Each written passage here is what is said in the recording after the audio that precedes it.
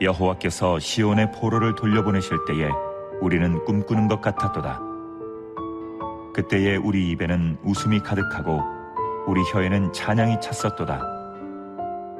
그때에 문나라 가운데에서 말하기를 여호와께서 그들을 위하여 큰 일을 행하셨다 하였도다. 여호와께서 우리를 위하여 큰 일을 행하셨으니 우리는 기쁘도다. 여호와여, 우리의 포로를 남방 시내들같이 돌려보내소서. 눈물을 흘리며 씨를 뿌리는 자는 기쁨으로 거두리로다.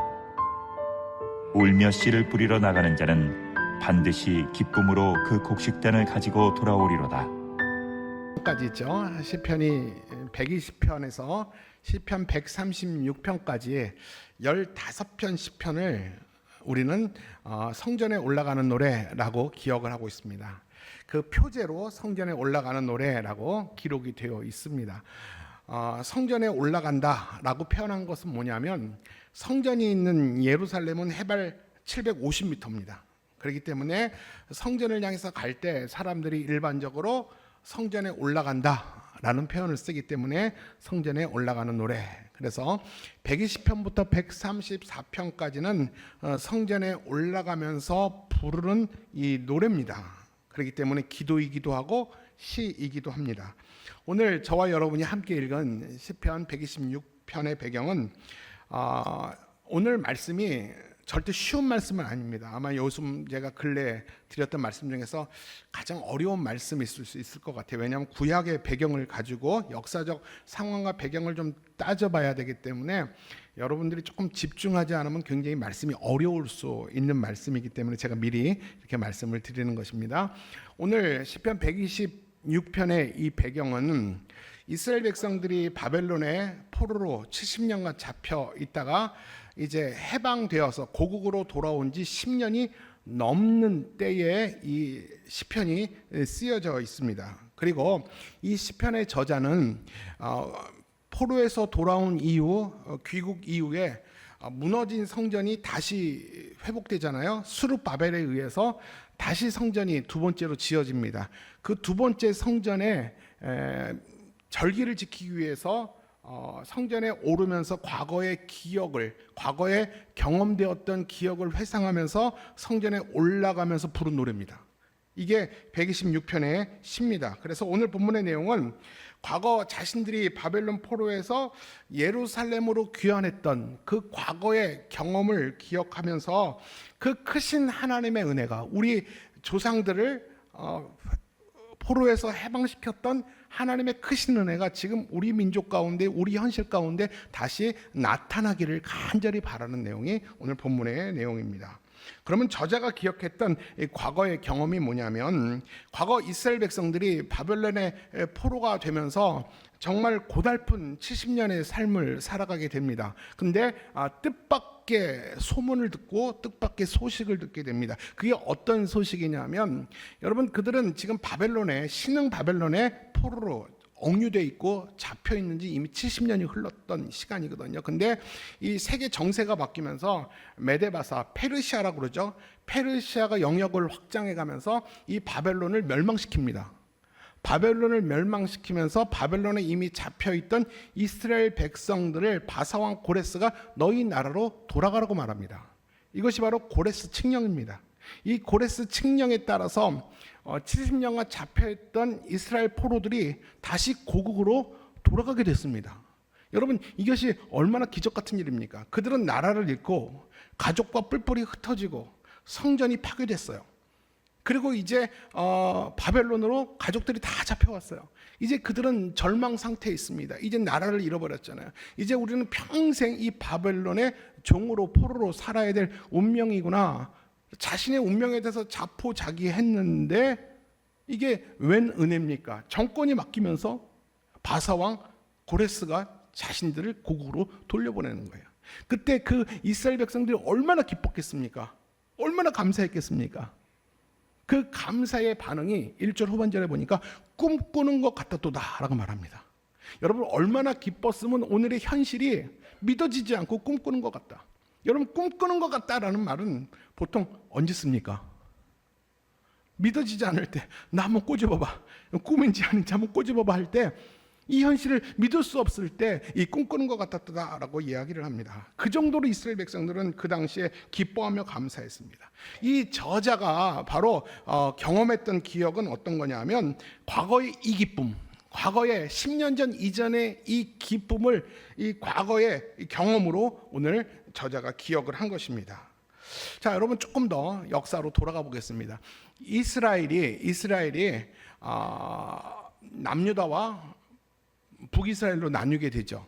나뉘게 되고 그 역사가 보존되다가 결국 BC 722년에 북이스라엘은 아스리아라고 그러죠. 아수르에게 멸망을 당하고 남유다는 BC 586년에 구약의 바벨론이 아니라 신흥 바벨로니아, 새롭게 만들어진 신흥 바벨로니아에 의해서 BC 586년에 이제 멸망을 당하게 됩니다. 근데 이 바벨론이 남유다를 세 번에 나눠서 침략을 합니다. 세 번에 나누어서 침략하면서 예루살렘을 완전히 재건하지 못하도록 초토화시킵니다. 그래서 성을 무너뜨리고 성전을 파괴시키고 마을을 완전히 황폐케 합니다. 그리고 세 번 침략할 때마다 포로들, 엄청난 노동력들을 다 데려갑니다. 그래서 예루살렘에 남은 사람들은 거의 잉여 인원밖에 없었습니다. 아무것도 할 수 없는 정말 무지한 사람들, 무능한 사람들, 정말 그렇게 세월이 가다가 정말 죽을 수밖에 없는 아주 연약한 자들만 예루살렘에 남겨놓고 조금 괜찮은 사람들은, 글을 읽을 줄 아는 사람들은, 건강한 사람들은 다 포로로 끌려갔습니다. 그게 다시 586년이었습니다. 여러분, 근데 분명히 우리가 기억해야 될 것은 BC 586년에 그 남유다가 바벨론에 의해서 멸망당한 것은 그때 국의 정세의 약육강식의 논리라기보다는 국력이 약해서 바벨론의 포로가 되고 멸망을 당한 것이 아니라 하나님의 심판이었다라는 것입니다. 우리는 이 사실을 유의해서 봐야 됩니다. 왜냐하면 남유다나 북이스라엘은 수많은 선지자들이 그동안 하나님의 경고의 메시지를 전했습니다. 죄를 회개하고 돌아오라. 그렇지 않으면 심판과 멸망이 있겠다. 그럼에도 불구하고 그들은 그 경고를 듣지 않았습니다. 우상 숭배를 비롯해서 각종 죄악을 범했기 때문에 하나님은 그들을 향한 징계와 심판으로 나라를 멸망시켰습니다. 그리고 그 이스라엘 백성들은 바벨론 포로로 하나님은 다 팔아버렸습니다. 여러분, 그렇다면 우리는 이런 질문을 해야겠죠. 하나님이 왜 자기 백성들을 이렇게 심판하시고 왜 자기 백성들을 이렇게 바벨론에 붙이셨을까? 여러분, 그 의도는요, 이스라엘 백성들을 완전히 멸절시키는 것이 목적이 아니었습니다. 그들의 존재를 역사적인 그 존재에서 완전히 지워버리기 위해서, 하나님과 관계를 끊어버리기 위해서, 완전히 버리기 위해서 하나님이 그들을 심판한 것은 아닙니다. 이들이 이 심판과 이 어려움으로 인해서 자신의 죄를 돌이키고 다시 회복됨으로 남은 여생만이라도 하나님 앞에 제사장 나라로 열방의 빛이 되는 사명자의 삶으로 하나님이 그 이스라엘 민족을 세우기 위해서 하나님이 특단의 조치가 바로 바벨론을 통해서 그들을 멸망시키고 심판하신 겁니다. 여러분, 어제나 오늘이나 자기 백성을 향한 하나님의 마음은 동일합니다. 자녀를 향한 아버지의 마음이 동일하듯이 우리를 향한 하나님 아버지의 마음은 동일합니다. 예레미야 선지자를 통해서 하나님은 자기 백성들에게 자신의 마음과 뜻을 분명히 밝혔어요. 너희를 향한 내 마음은 이것이다. 자, 예레미야서 29장이에요. 29장 11절. 하나님 한번 우리를 향한 아버지의 바램과 마음은 무엇인지 한번 같이 읽겠습니다. 시작. 여호와의 말씀이니라. 너희를 향한 나의 생각을 내가 아나니 평안이요 재앙이 아니니라. 너희에게 미래와 희망을 주는 자, 것이니라. 말씀 띄워주세요. 여호와의 말씀이니라. 너희를 향한 나의 생각은 내가 아나니 뭐라는 거예요? 평안이에요. 재앙이 아니에요. 멸절이 아니에요. 멸망이 아니에요. 너희를 향한 나의 마음은 평안이다. 그리고 너희에게 미래와 희망을 주는 것이 내가 너희를 향한 나의 기대고 소원이다 라는 것을 분명히 이야기를 하고 있습니다. 여러분, 그렇다면 하나님이 자기 백성을 단련하신 이유가 뭘까요? 그렇다면 하나님이 우리에게 고난을 허용하셨다면 그 고난을 우리가 어떻게 해석해야 될까요? 여러분, 분명히 성경은 말합니다. 재앙이 아니다. 우리에게 있는 고난, 환난, 우리에게 있는 단련하시는 것은 우리 결코 재앙이 아니고 너희들을 평안과 미래와 희망을 주기 위해서 한 것이라고 주님은 분명히 약속하셨습니다. 자, 그렇다면 이 말씀을 기억하면서 하나님은 이스라엘 백성들에게 더 나은 미래를 주기 위해서 바벨론 70년의 시간을 허락해 준 거예요. 왜요? 이스라엘 백성들의 더 나은 미래와 희망을 위해서, 이스라엘 백성의 평안을 위해서 잠깐의 70년의 포로 생활을 하나님이 허락했다라는 것입니다. 그리고 그 이스라엘 백성들은요, 그 바벨론 땅 70년에서 회개의 눈물을 심었어요. 그들은 철저히 하나님 앞에서 왜 우리가 이렇게 재앙 가운데 심판 가운데 있는지, 왜 우리가 고국을 버리고 고국을 떠나서 왜 바벨론 땅의 노예로 포로로 잡혀왔는지 그들은 고민하기 시작했습니다. 잃어버렸던 하나님을 찾기 시작했습니다.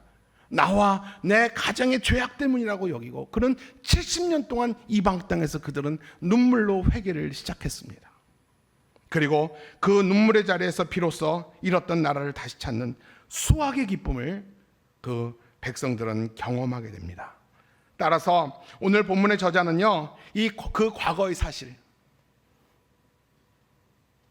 하나님께서 개입하셔서 다시 그들을 회복시키셨던 그 과거의 사실을 기억하면서 그때의 감사와 기쁨을 오늘날 다시 재현되기를 원합니다. 그런 마음으로 예루살렘에 올라가면서 노래를 부르고 있는 것입니다.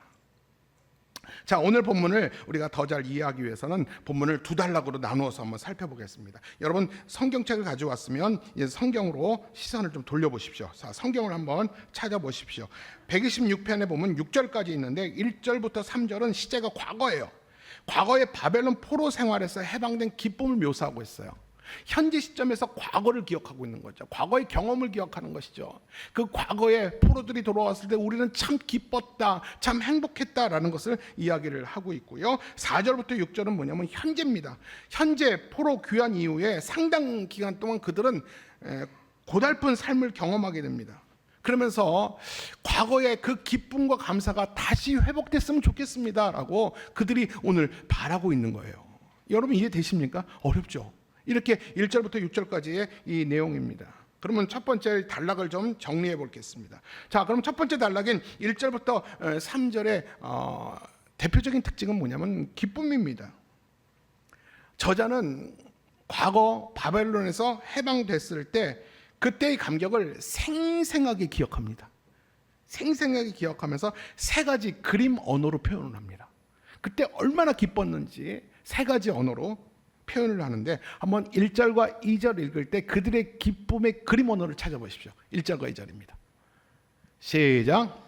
여호와께서 시온의 포로를 돌려보내실 때에 우리는 꿈꾸는 것 같았도다.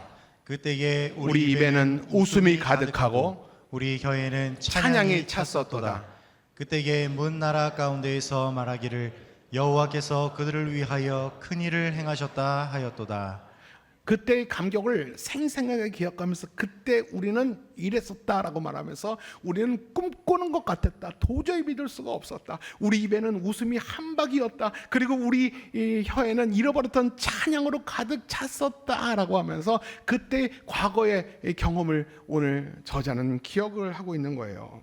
그리고 이 저자는 잊지 않고 뭐라고 고백하냐면 우리를 이렇게 웃게 해주고 잃어버렸던 찬양을 다시 회복시켜주고 우리 민족의 운명을 바꿔 놓으신 분을 누구라고 고백합니까? 우리 3절 볼까요? 3절에 보니까 여호와께서 우리를 위하여 큰 일을 행하셨다라고 고백을 합니다. 그런데 문제는 우리만 이 일을 고백한 것이 아니라 열방의 수많은 나라들도 우리 역사를 보면서 너희 믿는 하나님 여호와께서 너희를 향해서 큰 일을 이루셨다라고 고백을 했다라는 것입니다. 자, 묻겠습니다. 그들을 바벨론 포로에서 다시 회복시켜서 자기 고국으로 돌아오게 하신 분은 누구십니까? 하나님이세요.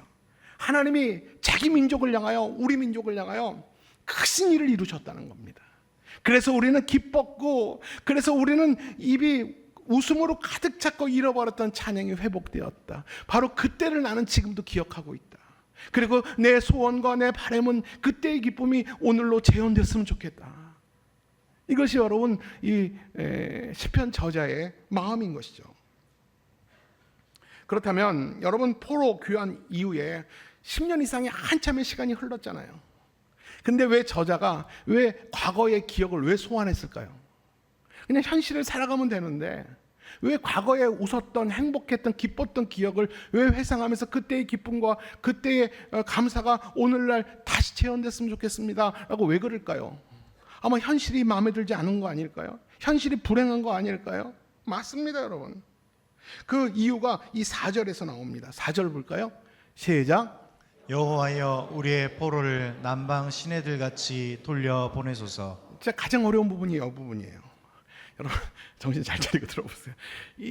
제가 이렇게 어려운 말씀을 전하려니까 내가 왜 이렇게 미안한지 모르겠어요. 미안한 웃음이에요. 여러분 남방 시내 다시요. 본문 좀 띄워주세요. 여호와여 우리의 포로를 남방 시내들 같이 돌려보내소서. 라고 말했는데 이 남방 시내는 이스라엘 남쪽 광야에 쉽게 말하면 네게부 시내를 말합니다. 네게부 광야, 네겝 광야라고 들어보셨죠? 네겝 광야, 또 네겝 시내, 네게부 시내, 남방 시내 다 같은 말입니다. 다시 말할게요. 이스라엘 남쪽 광야에 네게부 시내, 남방 시내가 있는데 그 남방 시내는요, 건기 때는요 물이 하나도 없어요. 그래서 풀 한 폭이 자라지 않아요. 황무지와 같아요. 먼지만 펄펄 나는 황무지 같은 거의 죽은 곳이 이 남방 시내입니다. 그런데 겨울 우기에는요 그곳에 물이 흐르면서 풀이 자라고 수많은 생명체들이 살아나는 곳입니다. 자, 그렇다면 저자가 남방 시내같이 돌려보내달라. 누구를? 다시 우리의 포로를 남방 시내들 같이 돌려보내소서라고 말하는 건 뭐냐면 마치 자신들이 처한 현실이 메마른 남방 시내 같으니 예전 포로들이 돌아왔을 때의 그 기쁨과 그 즐거움과 감사가 오늘도 이어져서 불행한 우리의 황무지와 같은 현실을 풍성한 남방 강이 흐르는 그 상태로 바꿔 주옵소서라는 것을 의미하는 거예요. 이해 가세요? 여러분 표정을 보니까 하나도 모르겠다라는 표정이에요. 마치 우리의 현실이 메마른 남방 시내 같습니다. 하나님이 크신 일을 이루시면 이 남방 시내에 물이 흐르고 생명체가 자라지 않습니까? 그 과거의 노예들이 들어왔을 때 마치 남방 시내에 물이 흐르는 것처럼 풀이 자라고 생명이 넘쳐났던 것처럼 이 메마른 현실을 주여 기쁨으로 이어지게 하시고 하나님의 크신 역사와 일로 인하여 남방 시내가 넘쳐나는 축복을 우리에게 보여주옵소서. 이것들을 바라는 거예요. 여러분들이 아멘 한 거기 때문에 제가 넘어가겠습니다. 저자가 이렇게 말한 이유가 있어요. 왜냐하면 그들은 여러분 한번 그들의 기억과 그들의 경험 속에 한번 들어가 볼까요? 그들이 70년 동안 포로 생활했잖아요. 70년 동안 포로 생활하면서 그들의 소원은 뭐였어요? 우리 민족을 불쌍히 여겨주시고 우리 민족이 다시 고국으로 돌아가게 해주세요. 여러분 이거 아니겠습니까? 내가 고국으로 돌아가면 내가 열심히 하나님 잘 섬기겠습니다. 여러분 근데 고국으로 돌아왔어요. 귀환했는데 자신들이 상상했던 과거의 이스라엘 번성함이 없었어요. 여러분 생각해 보세요. 바벨론이 3번이나 침범하면서 예루살렘과 이스라엘은 완전히 폐허가 됐습니다. 남아있던 사람들이 그 도시를 건설했겠어요? 70년 지났으니 여러분 얼마나 폐허가 됐겠습니까? 그들은 다시 한번 충격을 받게 됩니다. 귀국했다고 모든 삶이 나아진 게 아니에요. 느헤미야서 기록을 보면 뭐라고 기록되어 있냐면 귀국하여 돌아온 이스라엘 백성들이 10년 동안 죽을 고생했다고 써 있어요. 돌아와서 죽을 고생을 했어요. 어느 정도냐면 내부적으로 보면 성벽은 다 무너졌어요. 성문은 불탔어요. 그리고 그 신앙적 열정은 하나도 없어지고 제사장들은 레위인들은 다 거룩함을 잃어버렸어요. 그리고 백성들은 이방인들과 통혼하고 사회는 무질서하고 혼란스러워졌습니다. 여러분 그리고 이 성벽과 성문이 없다 보니까 이방인들이 군사를 이끌고 노략질을 합니다. 본인들이 살아보려고 추수를 하고 그 양을 키우고 소를 키우면 때가 되면 이방인들이 다 쳐들어와 가지고 다 뺏어갑니다. 왜요? 성벽이 없기 때문에, 성문이 없기 때문에 그들은 완전히 노략의 대상이었어요. 그들은 엄청난 수치와 수모와 배고픔과 고통을 귀국한 이후에 그들이 당하게 됩니다. 그리고 그들이 무엇보다 제일 힘들었던 게 뭔지 아세요? 그들이 가장 절망했던 이유가 뭐냐면 영광스러운 예전 다윗 왕국이 회복될 기미가 보이지 않는 거예요. 그들은 자존심으로 살아왔던 민족이에요. 작은 나라였지만 열강 속에서 각축전 속에서 그들은 자기 생명을 부지하고 살았지만 그들에게 유일한 자존심은 뭐냐면 우리는 예전 다윗의 후예다. 영광스러운 다윗이 우리의 조상이다. 그 자존심으로 그들은 버텨왔는데 돌아와 보니 영광스러운 다윗의 왕국을 다시 회복할 기미가 안 보이는 거예요. 이 민족의 희망이 아무것도 없어 보이는 거예요. 이것이 정말 그들을 힘들게 했던 이유들이에요. 이것이 귀국 후 현실입니다. 여러분, 만약 이런 상황 속에서 경건한 자들이 있다면, 소수의 경건한 자들, 아직까지 하나님을 붙들고 기도하고 하나님께 소망을 두는 자들이 있다면 그들이 성전에 오르면서 무슨 기도를 했을 것 같아요? 여러분 대답해 보세요. 소수의 신앙인들이, 소수의 영적인 양심 있는 자들이 성전에 오르면서 무슨 기도를 했겠습니까? 이런 기도 아니겠습니까? 하나님, 과거 우리에게 은혜 주시고 크신 팔로 크신 기적으로 포로된 우리들을 기적적으로 이 땅으로 돌아오게 하신 하나님, 하나님의 그 기적이 오늘 우리 민족 가운데 다시 있었으면 좋겠습니다. 여러분 그런 기도하지 않았을까요? 오늘 126편이 바로 그 기도예요. 그런데 여러분, 우리가 분명히 알아야 될 사실이 있어요. 귀국한 백성들이 분명히 알아야 될 것이 있어요. 10년 전에 바벨론에서 회복된 그들이 누린 구원의 기쁨은 절대 그냥 주어지지 않았어요. 하나님이 그냥 주시지 않았어요. 그냥 구원과 회복을 주지 않았어요.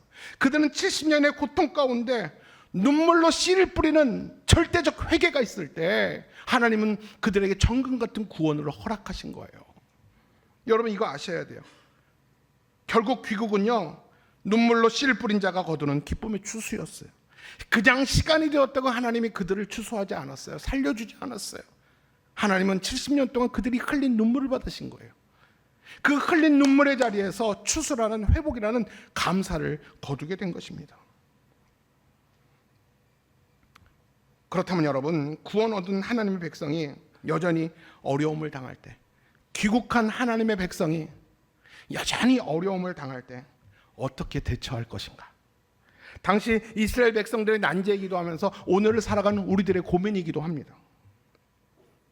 얘가 예수를 믿고 교회를 다니면 내 삶의 불행은 끝, 행복 시작이어야 될 텐데 내 몸의 질병은 다 떠나가고 내 삶의 어려운 문제들은 예수를 믿는 것과 동시에 교회를 나오면 다 하나님께서 응답해 주시고 해결돼야 되는데 여전히 교회를 다녀도 내 안에 있는 문제가 해결되지 않을 때, 나는 분명히 하나님께 구원받은 백성임에도 불구하고 내 삶의 문제들이 나를 떠나지 않을 때 그 문제들 앞에서 내가 어떻게 그 문제들을 대처할 것인가? 이것이 우리의 고민이죠. 이 질문에 대해서 답을 주시는 것이 오늘 본문의 말씀입니다. 오늘 성도들과 교회가 당하는 고난과 오늘 이스라엘 백성들, 귀국한 이스라엘 백성들이 당하는 고난은 유사한 면이 많아요. 그렇기 때문에 그 고난을 이겨내는 방법도 같을 수 있다고 저는 믿습니다.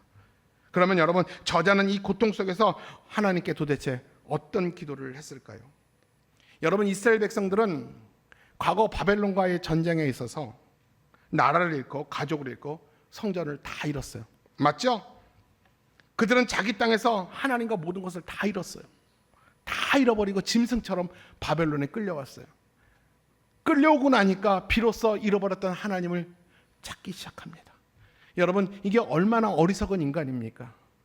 고국에 있을 때, 자기 나라에 있을 때 그들이 정신 차리고 하나님께 붙들고 하나님께 돌아왔으면 이런 일이 일어나지 않았잖아요. 왜 하나님께 매맞아서, 하나님께 맞아서 다 잃어버리고 모든 것을 다 잃어버리고 하나님을 잃어버렸을 때 왜 이방 땅에 와서, 왜 이방 땅까지 끌려왔을까요? 사랑하는 여러분, 그들은 예루살렘 땅에서 하나님과 모든 것을 다 잃고 이방 땅에서 비로소 잃어버린 하나님을 다시 찾기 시작합니다. 여러분, 그래도 이것이 은혜입니다. 여러분, 이게 은혜라고 생각하지 않습니까? 그렇게 매맞아도 모르는 사람이 있어요. 그렇게 고난과 어려움을 당해도 내 죄의 결과인지 모르고 회개 안 하는 사람이 있는데 그래도 이렇게 내가 고난당하는 것은 내 죄 때문입니다라고 철저히 회개할 수 있으니, 그래도 바벨론에 끌려와서 잃었던 하나님을 찾을 수 있다는 것도 그들에게 은혜인 것입니다.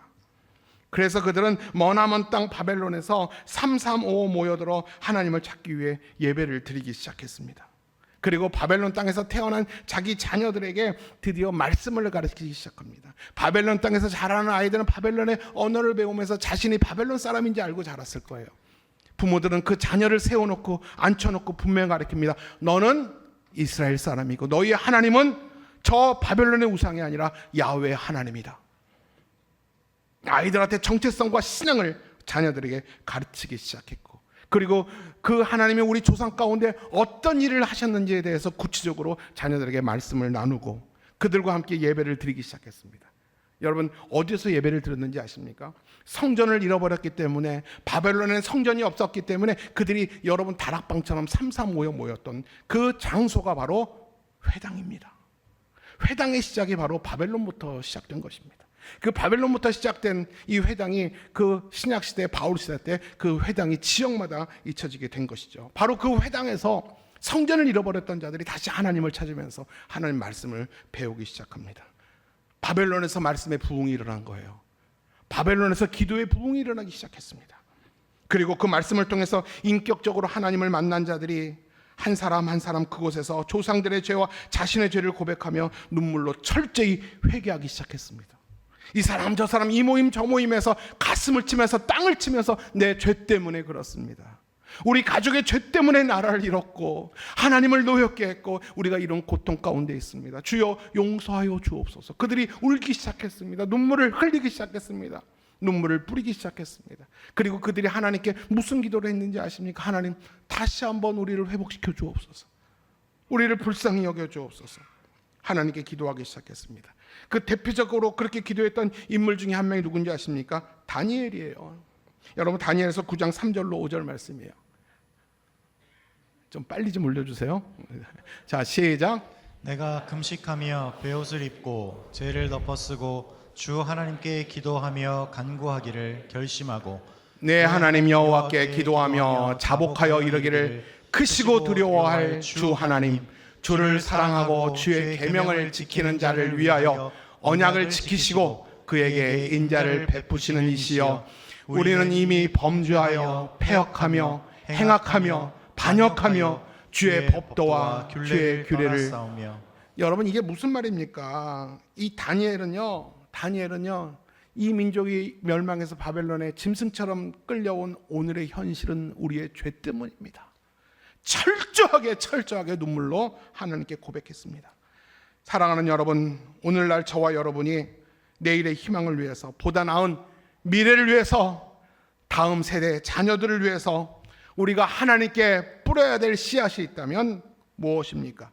오늘 다니엘처럼 철저히 통회의 눈물, 하나님 앞에 내 자신이 부끄러웠던 것들을 하나님 앞에 내려놓는 정직한 눈물의 씨앗일 줄로 믿습니다. 다니엘은 이렇게 민족 공동체가 이 고통당하는 것은 자신을 비롯해 공동체의 죄악의 결과이기 때문에 함께 눈물을 흘리는 길만이 이 민족이 살 길이라고 믿고 그는 계속해서 70년 동안의 창문을, 성전을 향해 놓고 눈물을 흘린 것입니다.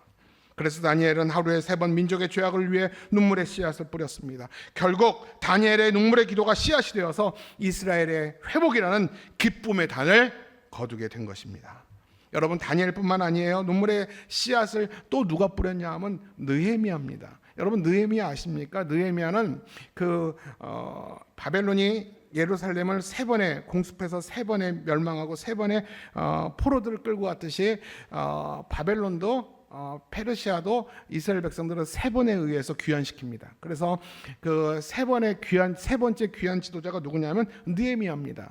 근데 이 느헤미야가 1, 2차 귀환한 자기 백성들이 예루살렘에 돌아갔음에도 불구하고 잘 살아야 되잖아요. 근데 잘 살지 못하고 늘 이방인들한테 노략당하고 수치와 수모를 겪는다는 말 듣고 너무 느헤미야가 속상했습니다. 그래서 그는 그 바벨론의 수상궁에서, 그는 바벨론의 나라에서 포로임에도 불구하고 높은 직위를 받았어요. 그는 그 바벨론 수상궁에서 자기 백성들 향해서 마음 아파하며 이렇게 기도합니다. 느헤미야 1장 6절로 7절이에요. 시작. 이제 종이 주의 종들인 이스라엘 자손을 위하여 주야로 기도하오며 우리 이스라엘 자손이 주께 범죄한 죄들을 자복하오니 주는 귀를 기울이시며 눈을 여시사 종의 기도를 들으시옵소서. 나와 내 아버지의 집이 범죄하여 주를 향하여 크게 악을 행하여 주께서 주의 종 모세에게 명령하신 계명과 율례와 규례를 지키지 아니하였나이다. 여러분, 다니엘과 느헤미야가 공통적으로 하나님께 무엇을 고백합니까? 나와 내 아버지 집이 하나님께 악을 행했습니다. 그리고 그가 하나님 앞에 눈물로 씨를 뿌렸을 때 이 느헤미야가 수상궁에서 하나님 앞에 진심으로 자신의 죄악을 향해서 이스라엘 민족 공동체가 당하는 이 모든 어려움이 내 죄 때문입니다. 우리 민족의 죄 때문입니다라고 자신의 죄를 정직하게 인정하고 눈물을 뿌렸을 때 하나님은 무너진 성벽을 그의 손으로 다시 일으켜 주셨습니다. 어쩌면 다니엘과 느헤미야가 살았던 이 시기와 내용은 오늘 본문의 시편의 내용과 시기와 같아요. 같은 시기, 같은 내용입니다. 그래서 저는 말씀을 준비하면서 오늘 저와 여러분이 살아가는 오늘 시대와 이 같은 내용이라고 저는 믿습니다. 같은 시대, 저는 같은 내용의 고민들을 저는 같이 하고 산다고 생각합니다. 그러면 여러분, 우리에게, 이스라엘 백성에게 필요한 것이 있다면 뭘까요? 저는 두 가지라고 봅니다. 그 첫 번째는 뭐냐면 오늘 시편처럼 다니엘처럼 느헤미야처럼 공동체 모두가 하나님 앞에서 회개의 눈물을 씻는 것입니다. 이 민족이 하나님 앞에 회복과 부흥을 다시 한번 하나님의 크신 일을 우리 민족 가운데 있기를 바란다면 저와 여러분부터가 공동체가 함께 눈물로 씨를 뿌릴 때 대한민국이 다시 살아날 줄로 믿습니다. 두 번째, 무슨 씨를 뿌려야 됩니까? 백성들 모두가 하나님 앞에서 자신의 죄악된 삶의 습관들과 잘못들을 뜯어 고치려는 영적인 개혁의 씨를 뿌려야 됩니다. 남들이 다 그렇게 산다고 나도 그렇게 편승되어서 살아가는 것이 아니라 저와 여러분은 영적인 존재, 구원받은 하나님의 백성들 아닙니까? 하나님 앞에서 살아가는 하나님의 사람들 아닙니까? 나도 모르게 세상을 닮은 죄악된 삶의 습관과 삶의 내용들이 있다면 여러분 뜯어 고치려는 영적인 개혁이 내 안에 있어야 됩니다. 그 개혁의 씨를 내 스스로가, 남이 뭐라고 하든 남이 보든 안 보든 내 스스로가 하나님 앞에서 도덕적으로 깨끗해지려는 이런 씨앗을 우리가 뿌리고 살아야 됩니다. 이런 눈물의 씨앗이 결실되어질 때 수확의 은혜는 더 큰 감사가 되는 거예요. 말씀을 정리하겠습니다. 오늘은 맥주감사주일이에요. 맥주감사주일은 보리맥, 상반기에 보리를 추수하여서 첫 이삭을, 첫 열매를 하나님께 감사를 올려드리는 날이 맥주감사주일입니다. 감사하는 절기죠. 우리가 여러분 이 감사절을, 맥주감사절을 지키는 건 이 교회가 정한 예식이 아니에요. 하나님이 명령한 겁니다. 맥주절을 지키라 해서 우리는 그 절기를 지키는 것입니다. 오늘날 영적인 존재인 저와 여러분은 하나님께 무엇으로 감사해야 됩니까? 시장에서 보리 한 대박씩 사가지고 하나님께 올려드리며 감사해야 됩니까? 우리는 농사를 하지 않잖아요. 그러면 우리는 이 맥주감사절일 날 무엇으로 감사해야 됩니까? 여러분 어떤 마음으로 감사를 하셨습니까? 예전보다 나아진 삶의 그 은혜로 감사했습니까? 아니면 여러분들이 기도하고 기대한 것처럼 여러분 자녀들이 잘 되고 가족들이 모두 건강하니까 그것이 감사해서 여러분 맥주감사주일 날 하나님께 나왔습니까? 물론 우리가 이 모든 것이 감사할 내용입니다. 분명히 하나님의 은혜 때문에 우리가 감사해요. 그러나 이런 감사는요, 신앙이 없어도 얼마든지 할 수 있는 상황적 감사예요. 조건적 감사예요. 만약 내 조건과 상황이 따라오지 않으면 우리는 감사를 잃어버릴 겁니다. 우리는 이런 것으로 감사하지 않아요. 저와 여러분은 영적인 존재예요. 믿습니까? 우리는 육신의 목숨을 위해 살지 않고 예수와 복음을 위해 사는, 하나님이 주신 영적인 영혼을 소중하게 여기며 영혼을 위해 살아가는, 예수와 복음을 위해 살아가는 영적인 사람들입니다. 그렇기 때문에 저와 여러분에게 필요한 감사는 뭐냐면 영적인 감사예요. 다니엘처럼 느헤미야처럼 내 영혼과 내가 속한 공동체가 또는 내가 품은 태신자가 하나님 앞에 드려지고 하나님 앞에 귀하게 추수되어지는 일에 내 눈물이 뿌려졌다면, 그리고 하나님이 내 눈물 때문에 하나님이 일하셨다면, 그리고 그 눈물 때문에 내가 오늘도 추수의 수확을 내가 내 손에 얻었다면, 여러분 그것으로 인해서 감사할 수 있는 여러분 되시길 바랍니다.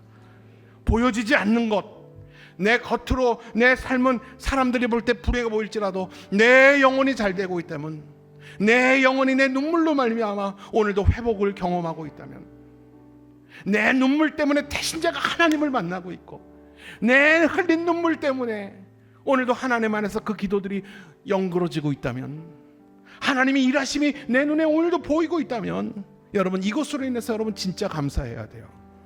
오늘 여러분의 눈물의 기도 때문에 대한민국이 살아납니다.